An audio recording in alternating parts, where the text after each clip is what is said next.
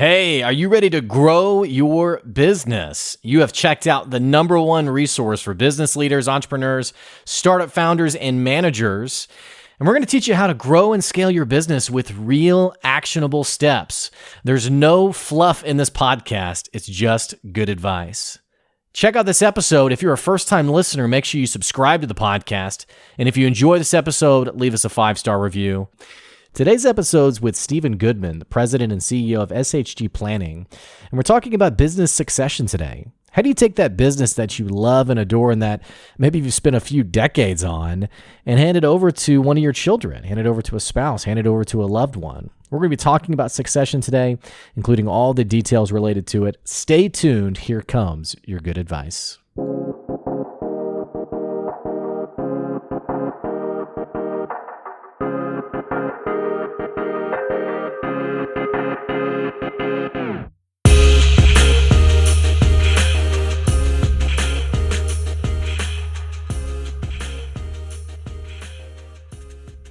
Hey, welcome back to another episode of the Good Advice Podcast. We're going to be talking today about where do you take your business long term? And what I mean by that, I'm not talking about just like growing the business. I'm not talking about just making more money.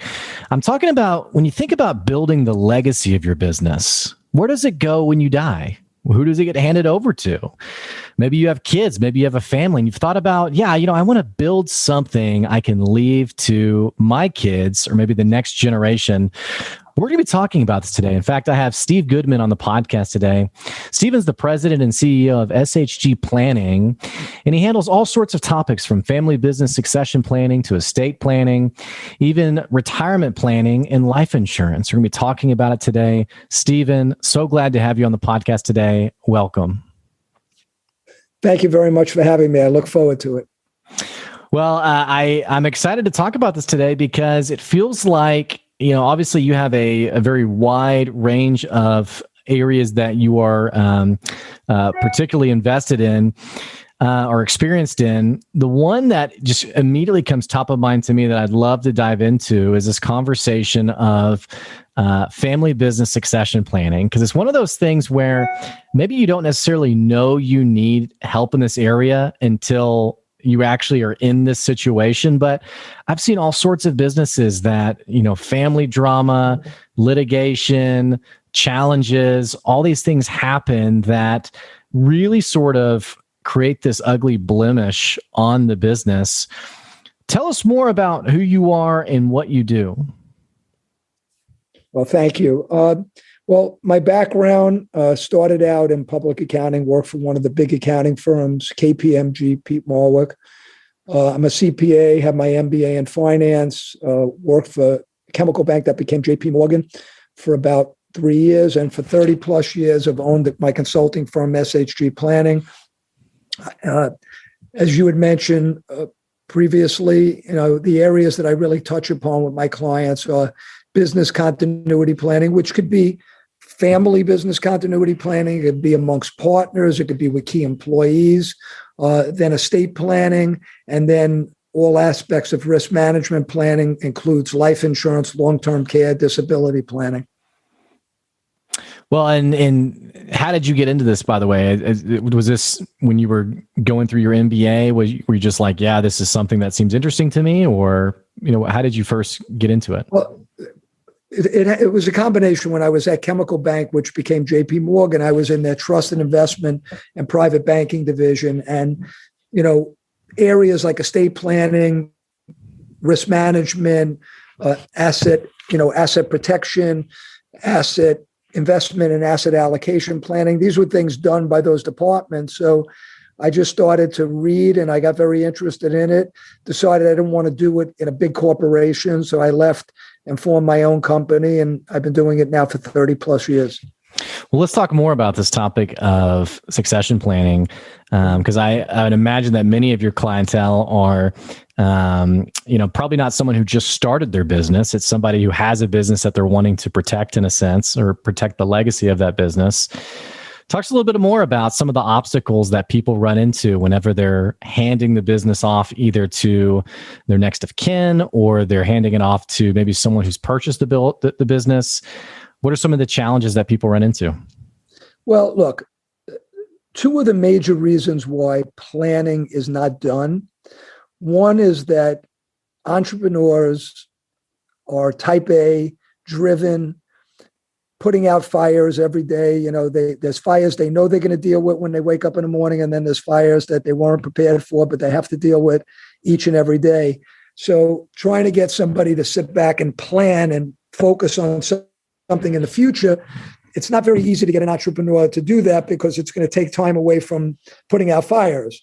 So that's a big obstacle. The second big obstacle, especially with a family business, is, you're a dad or you're a mom, and you've reinforced to your children 100 times as they were growing up how, you love them all the same and you're never going to treat them differently. And this one got a red lollipop and the other one got a red lollipop, and this one got a cell phone and the other one gets a cell phone and a TV and a car. And, they play you against one another. And as most parents, you do love your kids the same, and you reinforce to them you're going to treat them the same. And one day you realize that you built this big business and it's far and away your biggest asset, and you have 3 kids and only one of them's involved in the business. And then you sit there and say, my God, how am I going to divvy everything up when I'm not here?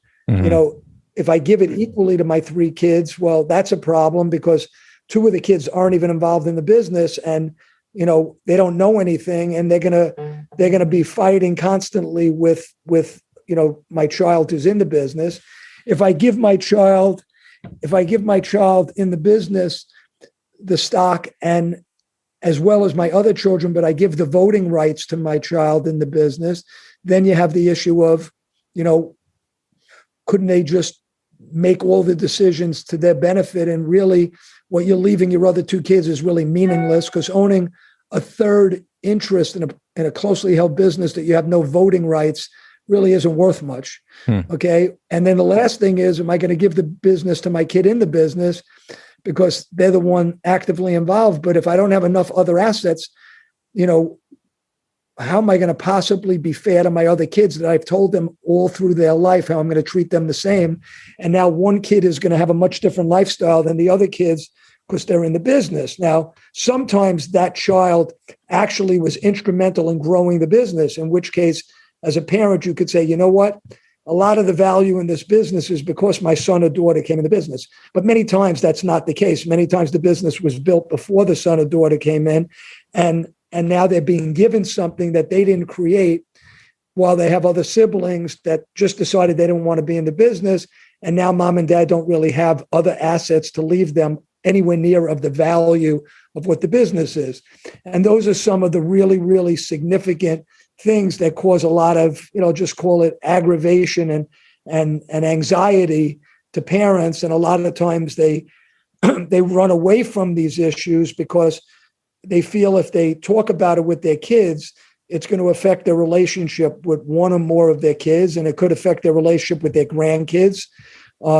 It's because the spouses of their kids could start getting involved. And a lot of times a mom or dad just says, I don't want to deal with it. So, there's a lot of other reasons, but these are just some of the more common things that cause, people not to adequately plan. We had a local business that had grown to be pretty sizable. And when the owner, he actually passed away, he had 14 people who were essentially relatives, direct kids, uncles to the kids, what have you, but ended up being 14 people who he just split the business into 14 chunks and gave it to those 14 individuals. And so when I began speaking with one of those individuals, this individual, who I think it was the wife, she was saying, we can't get anything done. We can't create any momentum in the business because you have 14 different people who all have a different opinion on where the business should go. It's very clunky. It's very complicated. In fact, we're really stalling out as a business. And they didn't really know what to do. And I didn't really know what to do for them, in the sense of just thinking, it's tough to manage that many people. But I suppose as a business, as a father or as a founder of a business, it's hard to know how do you really cut that up and split that up. Yeah, there's no perfect right answer. I view my job isn't to tell you what to do. My job is to tell you the different ways you can do it. and what are the advantages and disadvantages, and try to guide you to make a proper choice. And then once you decide on a choice, I just reinforce to you, the pluses and minuses of what you're doing. And then at the end of the day, you're a business person. You have to make a decision. Some people just never make the decision, and their succession plan is they die. And generally their will is just going to say, I leave everything to my spouse. And when she or he dies, I leave everything equally to my kids, Right. And that's like the easy fallback, because like who could ever knock a dad or mom for just leaving everything equal to their kids? They're their kids, so that's a lot of times what ends up happening. And, planning hasn't been done right. I'll give you another example of something that happens. Dad is 60, mom's 60, son or daughter's in the business. They're 30, 35 years old. And, dad really hasn't addressed succession planning, because they figure, like, I'm only 60. My son or daughter just came into business. Like, I don't know yet what I want my succession planning to be. So I had a situation like that where I met with, it would happen to be a man who was the son. And he must have been like in his mid 50s. And I said, well, what percentage of this business do you own? And he goes, none. And I kind of knew what must have happened, but I kind of played along with it. I said, well, tell me what happened. And he said, well, look, my dad died prematurely at the age of 60, and he left everything to my mom. And my mom has never worked a day in the business, ever, like before dad died or after dad died. And I took over the business when I was 30-ish years old, and I've been working in business for 25 years, and I built the business from a $5 million business to a $50 million business. And then I said, you do realize that when your mom dies, the IRS doesn't care. Like, you can't say to the IRS, oh, I know my mom owns the stock, but it really shouldn't be part of her estate because I really grew the business from 5 million to 50. So we shouldn't have to pay estate taxes on that money. The IRS will say, I don't care. The business is in mom's name. She never transferred it. So now you're going to have to pay estate taxes on an inheritance of an asset that you grew from 5 million to 50 million. Secondly, I said to the son, do you have any idea what mom's planning is? He goes, no. As a matter of fact, it causes such friction. We never talk about it. And I don't even use the same attorney as mom because I feel there's like almost a conflict of interest. So I go, how many siblings do you have? He goes, 2. I have another brother and a sister. And I said, who gets along best with mom? Well, far and away my sister, because she takes care of mom and her kids are the closest with my mom. And which of the 3 kids gets along the worst with mom? Far and away me, because I'm always fighting with my mom over the business. So I go, you realize that your mom could leave the business a third to you and your siblings, and you would have a minority interest in this company that you grew. And I go, even more so, your mom could say, I don't get along with my son, and I'm going to leave the business 50-50 to my 2 kids who aren't even involved in the business. And even though that may not be good for the business, they could go sell the business and they'll get 50% each for the business after I die.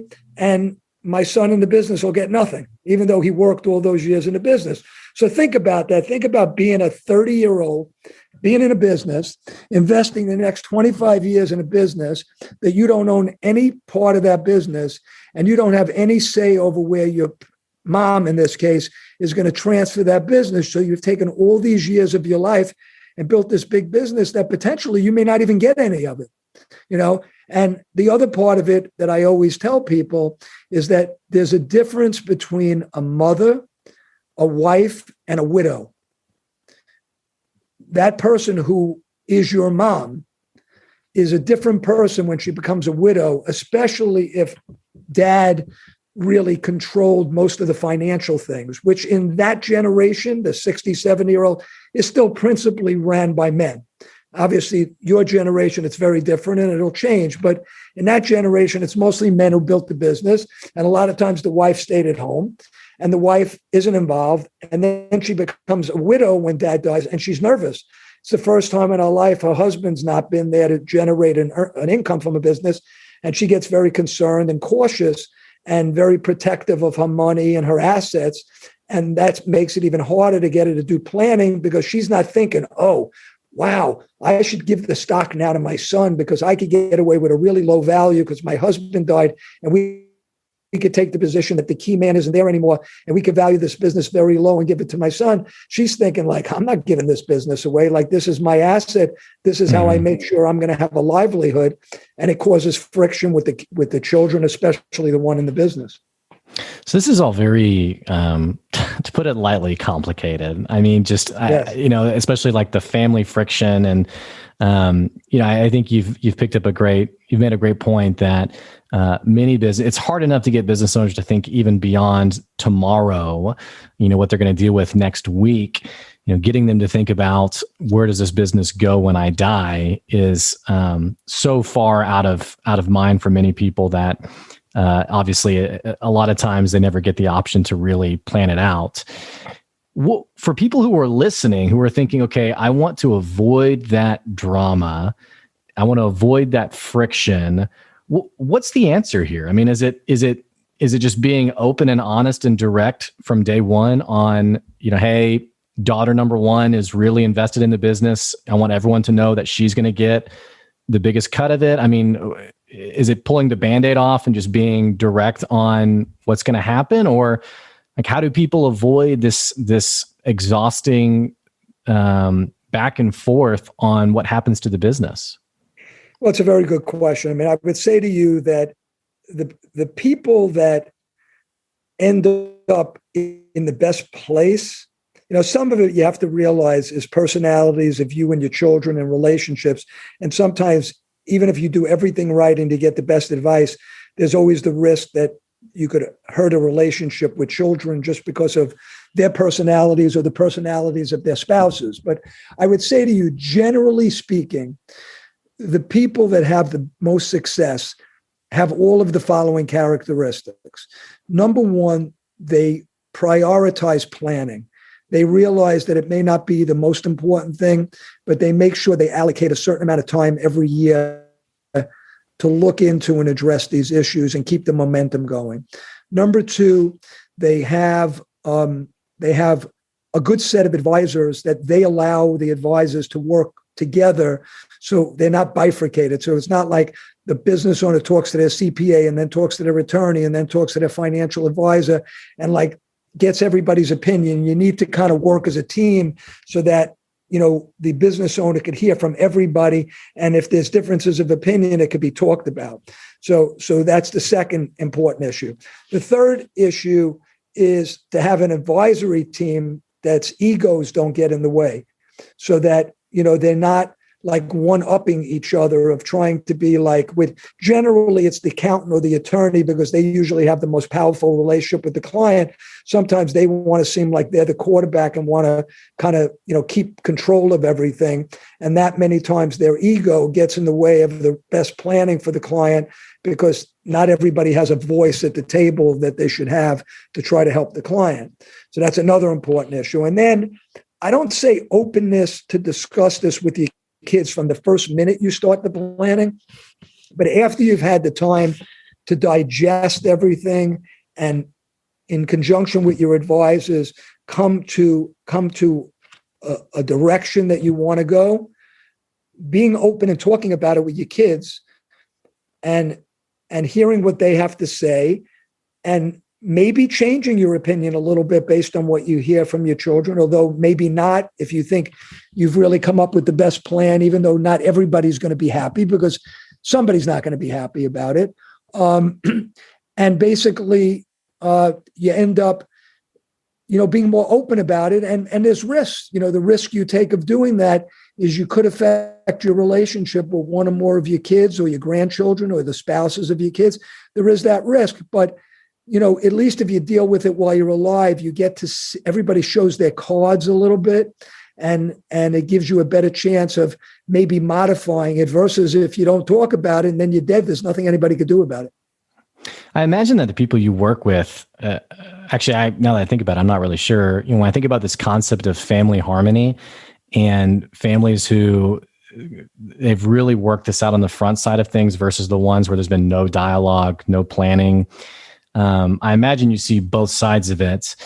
How do you, and it's not necessarily your job, I guess, to stay optimistic, but how do you keep families moving forward in this whole process, especially if there is drama or challenges or he said, she said, or friction, tension, what have you?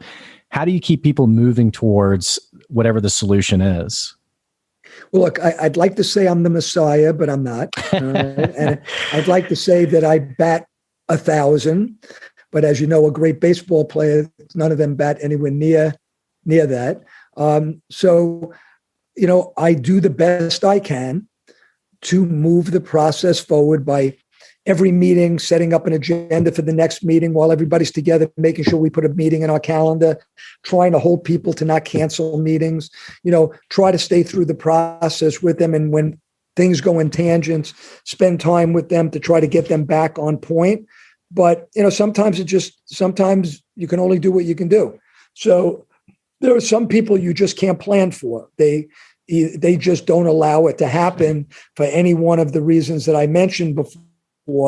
But, one of the good things about, I guess, two of my biggest selling points are, number one, I have a multidisciplinary background. So every aspect of planning, whether it's what the accountant's doing, the lawyer's doing, the investment advisor's doing, the insurance person, the pension person, I have a substantial amount of expertise in all those areas. So it's I'm the one person on the team that speaks Portuguese and Russian and, and English and Mandarin. I really don't, but using that as an analogy. Sure. The second thing is that when I get brought into these situations, that's really my only job.